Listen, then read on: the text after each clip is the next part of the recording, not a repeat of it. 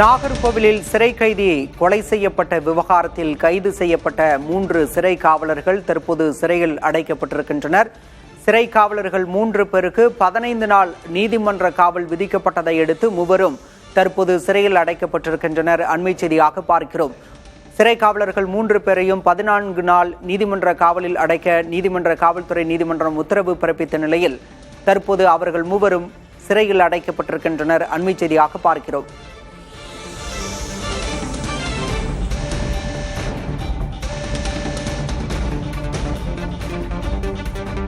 நாகர்கோவில் கிளை சிறையில் அடைக்கப்பட்டிருந்த சபரிவர்மன் என்பவர் சிறை காவலர்களால் அடித்துக் கொல்லப்பட்டதாக அவருடைய உறவினர்கள் குற்றம் சாட்டியிருந்தனர். இது தொடர்பான விவகாரத்தில் சிறை காவலர்கள் 3 பேர் கைது செய்யப்பட்டனர். அவர்களுக்கு 15 நாள் நீதிமன்ற காவல் விதித்து நாகர்கோவில் குற்றவியல் நடுவர் நீதிமன்றம் உத்தரவு பிறப்பித்திருக்கிறது. இதனையடுத்து மூவரும் தற்போது சிறையில் அடைக்கப்பட்டிருக்கின்றனர்.